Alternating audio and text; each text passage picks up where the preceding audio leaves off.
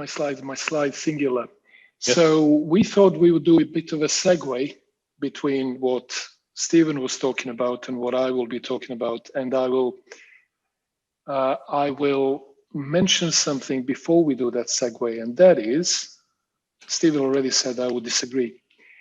I don't think the prompts in the Agendashift survey are outcomes or outcome oriented.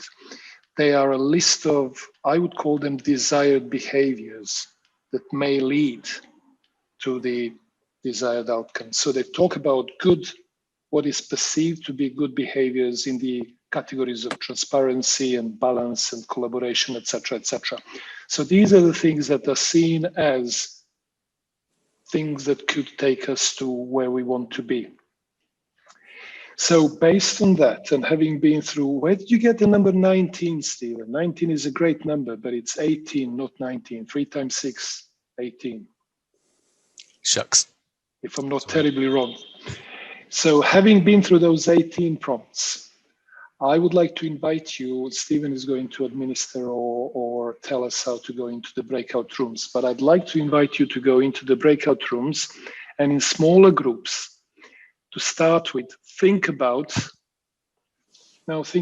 your own environment relevant to you and your team, and come up with another prompt, a new prompt, which is going to be relevant to that context by yourself.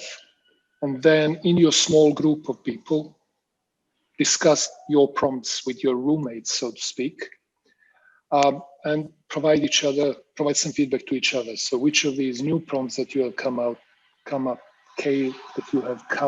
with in your context? Okay, does Dragan's challenge make sense to everyone? So I'm about to press the button that will move you into breakout rooms. There will be 3 people in each breakout room.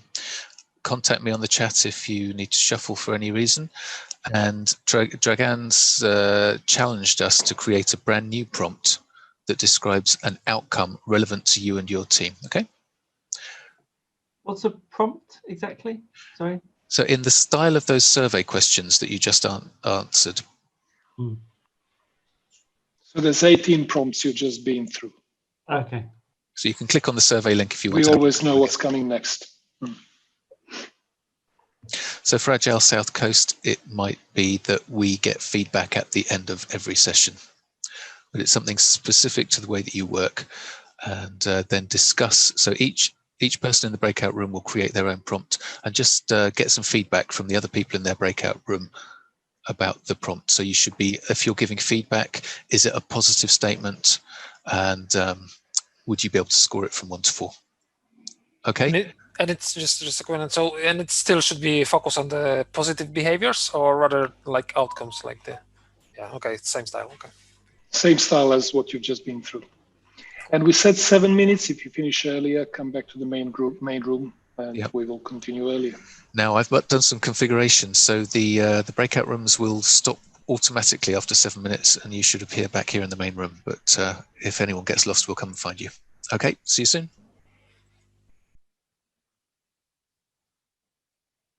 We'll resume the recording because it doesn't record the breakout rooms. Has Dragan made it back into the room? Dragan? Yes, he has, and apparently my sharing of the screen has stopped as well. Shucks. So Carlos, you asked us if we could share the screen while you were in the breakout room. I shared the prompt, so I couldn't share the screen, but I hope that the prompt was helpful in the text. Did anybody hear any interesting prompts from any of their colleagues that they think should be shared? I think Rich had a very good one. Rich, would you share that? Oh, sorry. My one, which actually Andrew worded in the end, so I think he'd be better. No, you did it.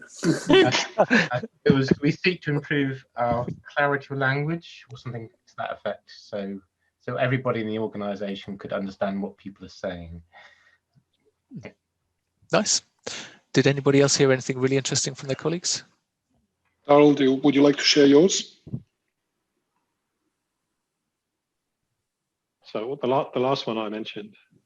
No, well, we didn't get to the end of the last one, so maybe the one before. So the first one, we were talking about the the question of customer feedback, and assessments of how much or how frequently you're getting a customer feedback.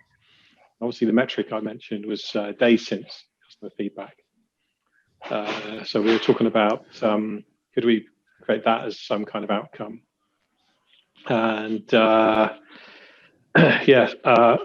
I'm really sorry, Dragan.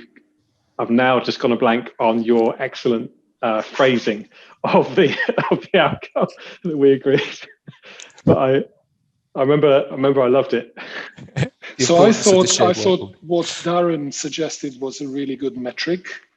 I re-articulated it into the kind of more Agendashift survey prompt language, into something like we get customer feedback in time to respond to it effectively.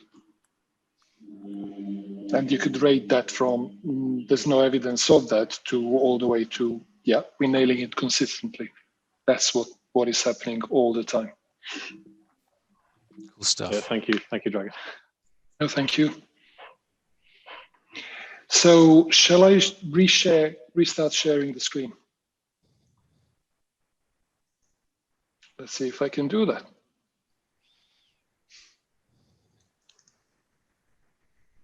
I see the screen. Yep, it's all good. I see the screen, but it's a wrong one. Okay, let's see. I can progress through the screen as well. So who am I? I need to have this slide because I often forget who I am. I mentioned something earlier today. I'm not going to go through the stuff on this. I mentioned something earlier today when we were warming up. And Steven took us through the positive, interesting, and negative. I have been listening to the book called The Promise That Changes Everything. And I was listening to it this morning while I was walking the dog. And I listened to two pretty amazing chapters from it. One of them being it's all about interrupting. It's all about interrupts. The promise that changes everything is I will not interrupt you. Okay, and then Nancy Klein, whose book it is, goes through a number of sources of interrupts, I think is how she phrases them. And one of them is persuasion. And she goes through 12 different types of persuasion. One of them is, I'm an expert, you should listen to me, I'm the thought leader. And I suddenly had this realization that I don't want to be a thought leader. I don't want to convince you that I know something you don't, and I know the answers, and you are here to listen to what I tell you. I'd like to think I'm an independent thinker, and I'd like to think so are you. And this session is about us sharing our views, and what I tell you is my current way of understanding what outcomes are, and I'm on a continuous journey of clarifying, simplifying, understanding, and articulating things in the way which helps me with my everyday work and hopefully helps my clients. So please don't see any of this as it is, as Dragan says. This is my understanding, and you're very welcome to disagree, fill in, contradict, ask questions, all of that kind of stuff. Does that make sense? Absolutely. Steven's nodding, so I'll say, good, thank you. So I used to be much more scathing about the fact that we are fluent in the language of outputs. And that comes from a situation a few years ago when I was talking to this experienced project manager at an old client of mine. And I do apologize about the language I'm going to use in a second. But he basically said, it's all the same bollocks, Dragan, isn't it? It's all the same that it ever was. This agile thing is just the same thing that we were always doing. And I just had this horrible feeling that I'm failing because A, I haven't convinced him otherwise, and B, I didn't have the answer to what he just said. And it may be because we continue talking the language of outputs. So we have managed to invert the iron triangle of project management, and we are now focusing on the schedule and the budget, and then figuring out what it is that we can deliver within those constraints. But we're still talking about scope. We're still talking about stuff that we do. And when we look at the Agile Manifesto, and we look at Scrum, and we look at Kanban, Agile Manifesto and Scrum are still talking about outputs.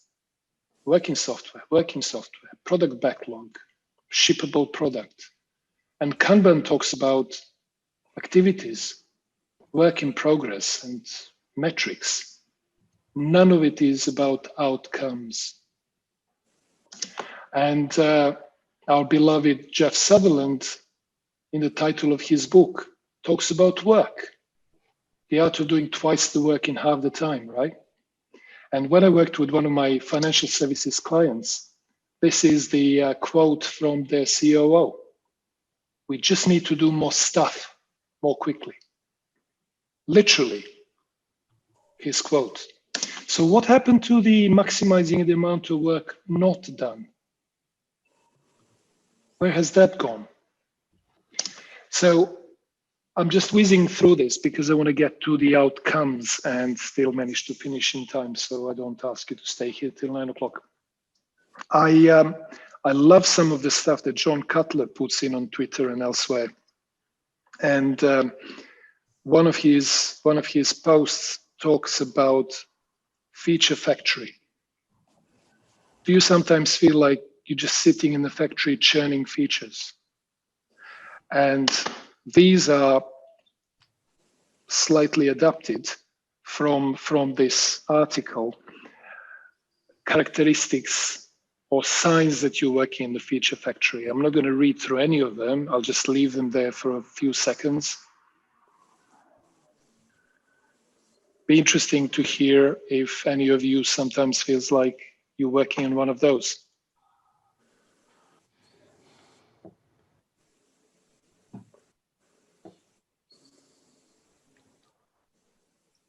Any comments?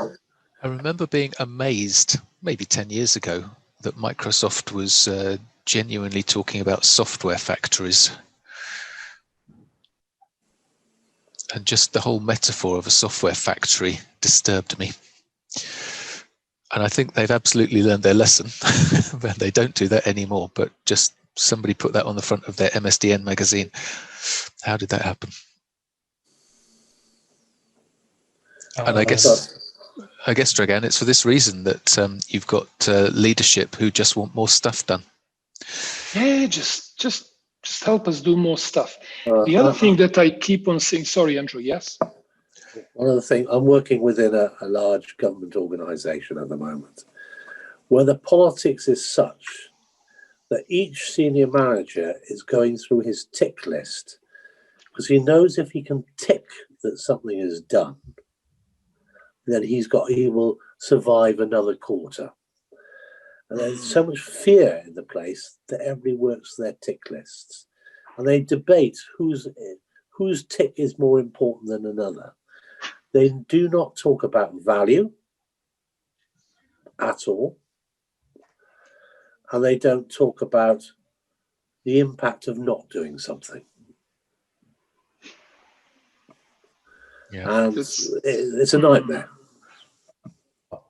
There's so much to be said about this. I could probably happily sit on this slide and have a debate about some of the things. So I worked with a number of organizations and teams, leadership teams and otherwise, PMOs, etc., that were obsessing about prioritization. We are terrible at prioritizing. We need to get better at prioritizing.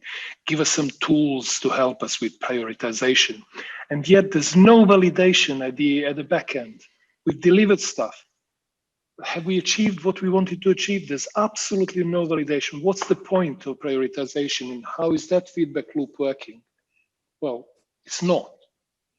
So anyway, I'm going to move on. So outputs and outcomes. Just quickly, I borrowed, whenever I don't know how to visualize something, I look for how Henrik Nyberg visualized it. So So I overlaid my understanding, and this is my understanding. This is not how it is. This is my understanding of how outputs and outcomes sit together. So the top is what it is Sorry, that Dragan. we are delivering, what it is. Yep. We can't see your slides anymore in case you're showing something. I can. I Really? can, but Dragan, it might help to stop sharing and so share can them I. again. I'll stop sharing and I'll ignore what So Steven told me earlier. after Dragan is sharing this slide, I think it's a colorblind bank robber. Is that right, Dragan? I can see it now. Thank you. Good, thank you. So the outputs are what we deliver. Now I can't move through the slides. I like to talk about activities. Activities are about how we deliver it. And I will hopefully get to the point where I'll show this on a bit of a map. And then the outcomes are the so what, why we're delivering it. So here's the golden bricks. The only problem is that we can't realize which bricks are actually golden, which bricks carry more value until we've delivered it. And therefore, the outputs enable and or support the outcomes, but only if they're usable, used, and people who are using them are finding them useful. So you can only get that feedback about, yeah, that was useful, that was good, once these outputs are being used. If they're not used, you will never get any, well, I suppose you will get the feedback. They're not used, therefore, they were not particularly useful. So again, when I don't know what to say, I ask you to have a conversation about it. So I'd like to ask you to think and debate with one another. Is it outputs are more important than the outcomes? Or is it the outcomes are more important than the outputs? Is it outputs over outcomes or outcomes over outputs? So the next activity back to the breakout rooms is, I'd like to create a bit of a debating society.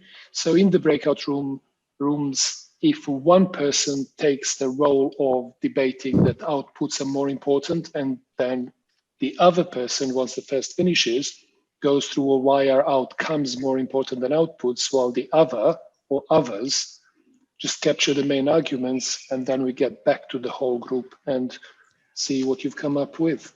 Okay, I will Steven, post. can you do your magic again? I will. Okay, off to your rooms, everyone. I will post the content of that slide into the chat if you want to refer back to it.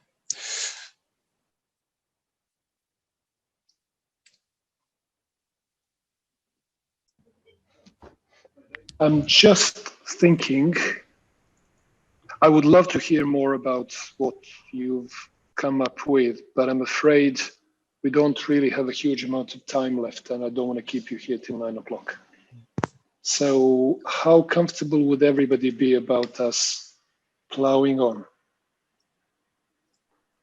Yeah, I'm good at that. Can you see my slides? We can always type some of our outcomes and output arguments in the chat while you're going. You could do that, but If that would mean really that you're not ones, listening and watching. That would. Right. Okay, so what have you come up with? Let's see what some clever people out there say. So outcomes over outputs. These people are not agilists. So Stephen Covey of 7 Habits of Highly Effective People says start with the end in mind. And end is not the number of story points we delivered, despite of what Josh would say. Probably not. That seems unfair. It's not what Josh says. And this lady, who is apparently New York Times best-selling author, says how sad it would be for us to do something well that shouldn't have been done at all. So they're both arguing for outcomes the way I see it. But there's some other very clever people and now agilists and lean and Kanban people that are saying, no, we should focus on outputs. So Josh, you're not on your own. So Woody says, it's in the doing of the work that we discover that the work we must do. And Dan Vacanti, in his really thought-provoking talk and post about, I think it's titled "Don't Be a Ditka," I would highly recommend it. Ditka being the American football coach. You don't drive out uncertainty by talking, you drive it by doing. So we need to get going to start learning. So what does this really mean? So where should we start? I'm even more confused now than I was before. So those were some really clever people. Now I'm going to turn to real giants.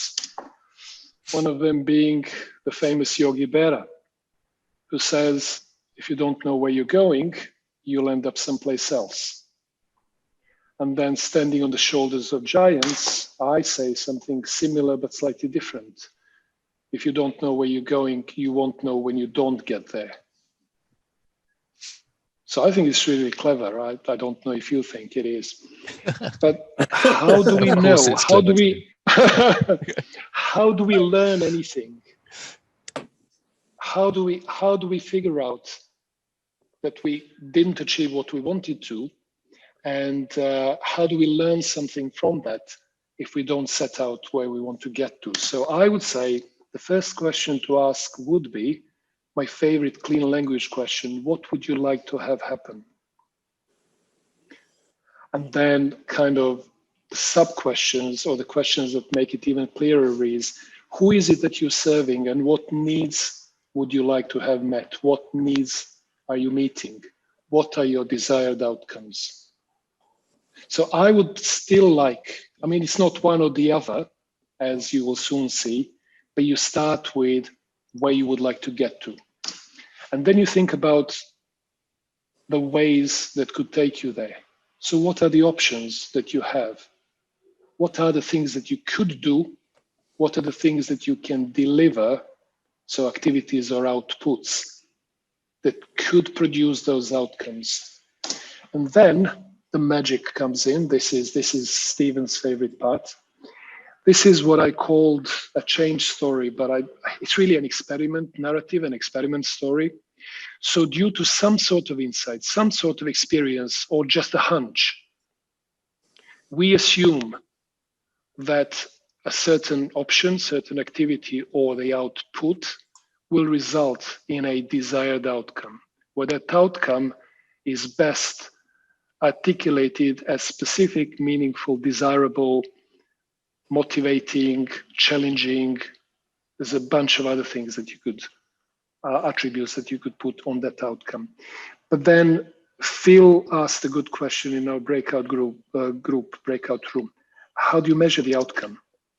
So here's two questions you could be asking, or two statements. We'll know we're successful when, what would we need to see to know that we have been successful? And these are the lagging indicators of success. These are the lagging indicators for the outcome.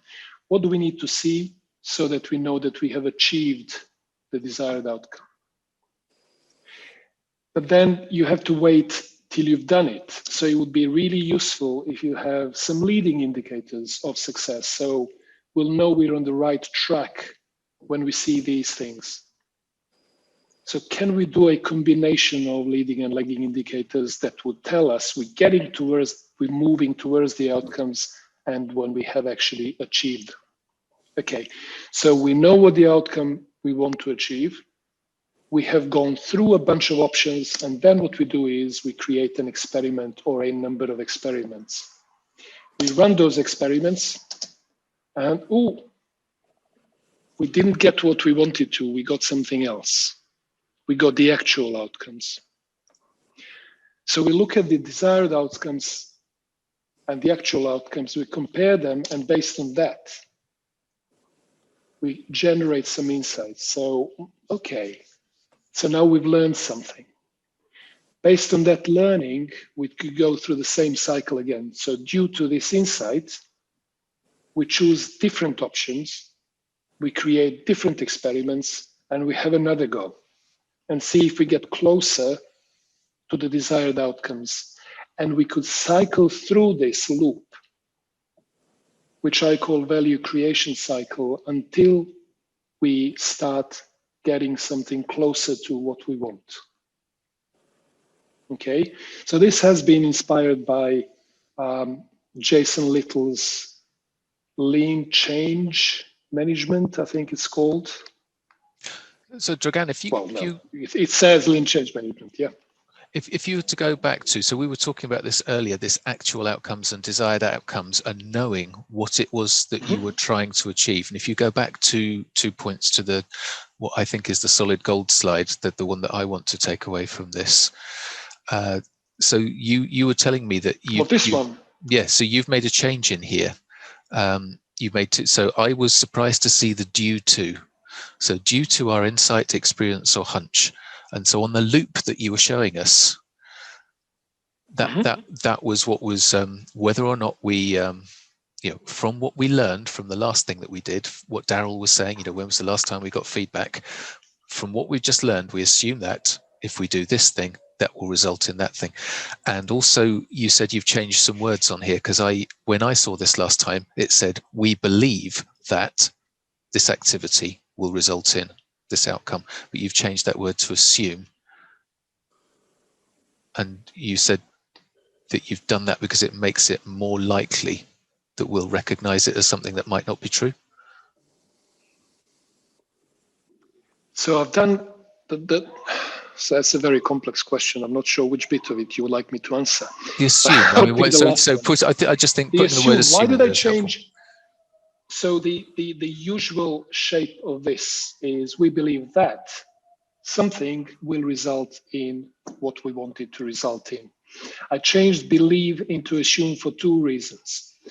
I talk about assumptions later on, and I wanted to link it and make it explicit. So we don't really know, therefore we assume.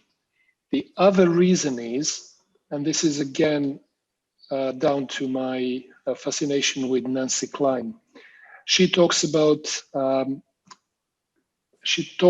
limiting assumptions, things that we assume about ourselves or about the world around us that are limiting our behavior, that are limiting us in achieving what we should, could, want to achieve.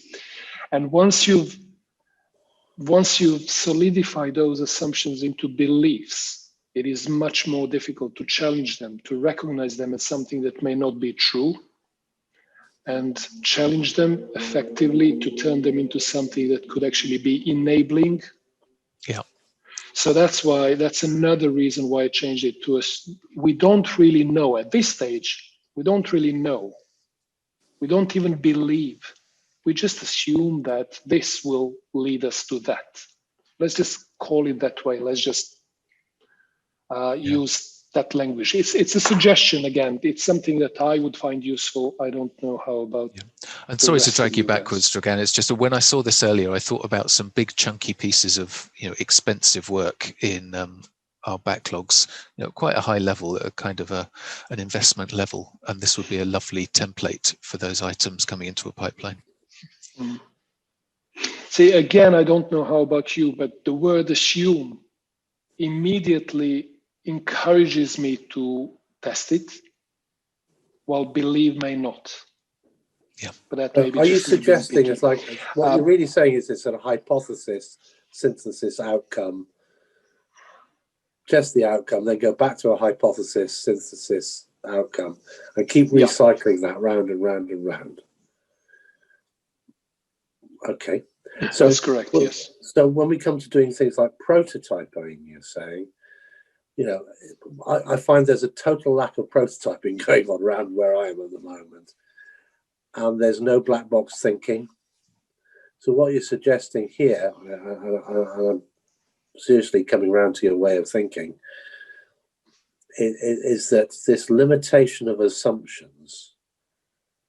Can you take us through that bit again, the Nancy bit, the Nancy Klein bit about limiting assumptions? Can I just check if everybody's okay with the time? Yes. Okay, yeah. Cool.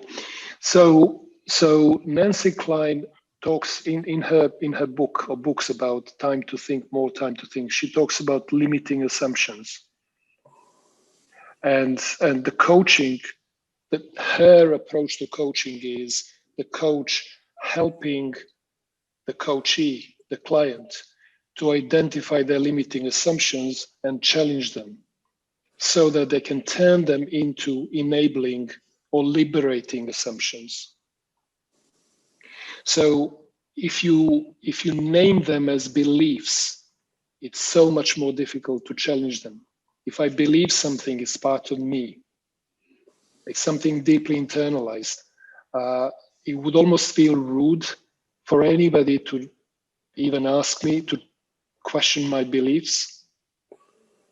But if you call it an assumption, it almost invites being challenged and tested and proven right or wrong. It doesn't really matter, but it's there to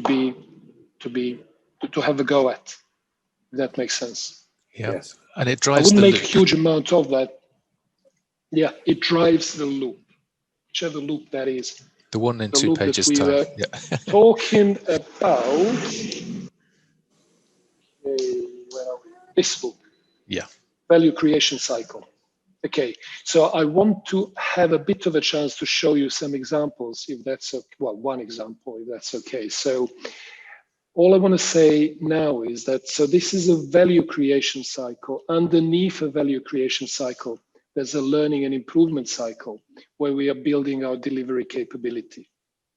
So that's kind of the green set of arrows. So we are delivering value. While we're delivering value, we're also learning and improving our delivery capability. And I always thought when you look at the roles, the product owner role is focused on delivering value. The Scrum Master role is focused at the team building the delivery capability to deliver value. So that's where those two roles are supporting one another. Okay, and then the final thing is, whilst you're doing that, you're getting some actual outcomes. While you're learning about outcomes that you wanted and the ones that you're getting, it's really useful to go back to the originally designated desired outcomes and check if they're still the ones that you want. So you need to keep on at regular times revisiting desired outcomes and, if appropriate, refining them or changing them completely. Because do you know what? We started thinking that's what we wanted. But now we have realized that we're getting something else, and that something else is really valuable. And therefore, forget about what we said originally. And this is probably what Dan Vacanti is talking about. We can't upfront know what we really want. We can only learn by doing. That's where the feedback loop comes in. I still think it's valuable to say, we want to get there. And even if you end up getting somewhere else and that's somewhere else, that location proves to be the right one for you, it was still useful to start going somewhere rather than going around in circles. Hopefully that makes some sense. Right, so I just want to take you through, yep. Pause. How does that fit with sort of blue skies research and things? By channeling to desired outcomes, maybe you're limiting your thought a bit. By trying various things and seeing where you come, you might get to more exciting places than you thought if you'd been directed to one particular outcome from the start. And also, I think the mix of people as well. There's some people who like to try things and see where they go, and there's some people who are more focused. And I think it'd be good to tailor your approach to the people in your team. Sorry. Yeah, I don't know why, but you made me think of the tagline for what once was my favorite beer, Caffrey's, where they were saying strong words softly spoken or strong opinions lightly held. So maybe it's desired outcomes lightly held. So maybe it is something that where you would like to get to, but you haven't signed. This is the problem with most work in some of the large, especially large companies. We signed up in blood for some outcomes. And even if we're learning and finding out we could get something more valuable or more quickly, we're still plowing on to whatever we have originally signed up for. So it's a really interesting point, Rich. Again, there's no right and wrong way here. I still think it would be useful to go with something to start with, but if there will be times where blue sky thinking and just let's just experiment and see what happens, maybe a useful approach. Okay, so being careful about time. few I know more I things. overran. I'm just going to hopefully whiz through this. So here's Steven's favorite thing. I just want to point out that when it comes to the indicators, leading and lagging, they're as useful as they can be when they're quantitative, when they're few rather than many. So you don't want 75 indicators. I would say you want 3 to 5, small number, easily, clearly observable, easily captured, can be validated, also make them balanced. And it's really useful if they encourage desired behaviors. So there's a bunch of characteristics of a good indicator of success. But that's kind of a much bigger conversation. Okay, so I want to take you through something that in the charity sector, I worked with a charity organization and they call this a theory of change. So it's almost like a bastardized impact map by Dragan Jojic, but it's a different thing. So you start with an impact you want to have on the world or a longer term outcome, a positive, meaningful, lasting change. And I'll give you an example in a second. And then you break it into shorter term outcomes. So these are typically some activities that certain actors in the system would do, or behavior changes of those actors in the system that may result in the longer term outcome. And then you have the outputs that you create that you think will enable and support these desired outcomes. And then you have the activities that the things that you do to create the outputs to enable the outcomes to take you to the ultimate change you want to make in the world. And all of that is underpinned by your delivery capability, the input really. So this is the skills, the knowledge, the experience of the people on the team and any other resources that are supporting that, either within the team or a value stream or the whole organization. So that's what in the charity sector they call theory of change. So one thing leads to another. Let me give you an example. So with the team I was working with, they defined, sorry? You okay? They defined 2 longer term impacts they wanted to create in the world. And these were those. And this was all about leave no child behind. So children growing in poverty and their education. And they defined 3 different shorter term outcomes that they thought would lead to these longer term outcomes. Okay, so the 2 top ones were leading to the top longer term outcome. The bottom one, the third one, was leading to the second longer term outcome or impact. So this is how they articulated this. These are the outcomes. This is what they saw as outcomes. And then, so what can we produce? What are the outputs we could do to enable these outcomes? So there could be a combination of campaigns, events, stunts, publications, interviews, that kind of stuff. Okay. So the other thing I want to share with you is the hierarchy of outcomes. So you start with the purpose and the vision on one side and your current state on the other. And you may have your longer term outcome, 3-year strategic goal that breaks into 12 months outcomes that break into quarterly OKRs. And the longer term ones give you direction. This is what we were saying, desired outcomes give you direction. This is where you would like to end up. The shorter term objectives, outcomes are giving you focus.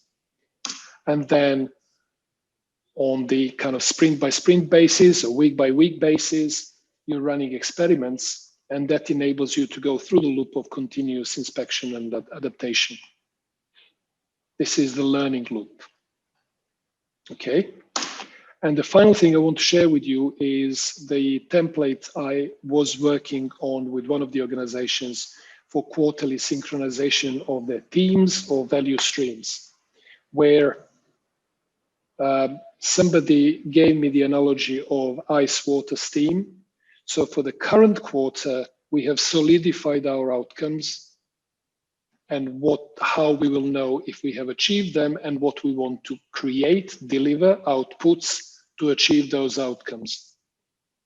In the next quarter, it's still fluid, it may change, and further on into the future, we don't even bother to talk about indicators or outputs. We just have some rough outcomes that we think we're going to aim for because they will change. They're all up in the air. So this is steam. They're all up in the air. We have not committed to them. So it's really useful analogy to my mind. And wherever I mentioned it, they really liked it. Ice, water, steam. So we don't commit beyond the current quarter. Because the learning in the current quarter, the feedback in the current quarter will almost certainly help us and inform us about what to do next. Okay? So, to conclude, just two statements which I really like. One of them from Dave McClaw. It's not about what you produce. It's about how it helps your customers. The customers don't care about your products, your solutions. They care about their problems being solved. And the other one from Mike Burrows, when he says, make sure you always know what you're doing, who you're doing it, who you are doing it for, and why. So what needs are you trying to address? And again, from Mike, his definition of done, provocative to some extent, you're never done until someone's need was met. So this is what he says, start with needs, agree on outcomes, and then go from there. So what are my takeaways? 3 takeaways, but I'm cheating a bit. The first one is the old language, the language of outcomes. The focus on outcomes is holding us back. Second one is think big, think in outcomes, start small. This is making peace between outcomes and outputs. You think big in outcomes, but you start small with things that you can do as quickly as possible to get the feedback and learn fast. So make your assumptions explicit. Use experiments to test assumptions. So the smaller the experiment, the faster the learning. And if at all possible, run as many experiments in parallel, because the more experiments, the richer the learning. Okay. And then finally, keep revisiting and refining your desired outcomes, because what you aimed for at the beginning may not be the best destination where you are now. So that's all I had for you today. So do we have time for another breakout room? I think we are going to end the session there, but we're not going to close the Zoom. So we're going to give anyone who needs to leave the chance to leave. So I think, Dragan, thank you very, very much. I'm going to try a Zoom round of applause and see what that sounds like over the recording. So thank you very much, Dragan. And to you as well, Steven. Yeah, I'm sorry I overran. That was a great session. As I said, there's a piece of solid gold out of the middle that I feel that I can use straight away. So I'm really grateful that you've shared that. The rest was crap. No, and the rest put it in perfect context to help me understand it. So that was great. So with that, thank you very much, Dragan. Just to remind people, so we're going to keep the Zoom open and we might do those breakout rooms, but Dragan, I just want to share the screen just to remind myself where we're going next, and then we'll switch the recording off. Shall I unshare? I think I beat you to it. So, yep, thank you very much. We will do feedback in the breakout rooms if we can. Just a reminder that next time we'll be starting an hour later at 7:30 UK time, and that's with Niall McShane. And Dragan, I hope I've also been inspired by your pencil drawings of yourself, so I managed to do one of those while you were in a breakout room. But I'm going to have to think of a more profound quote. Thank you very much. I am going to hit stop on the recording, and anyone who needs to leave, I'm sorry.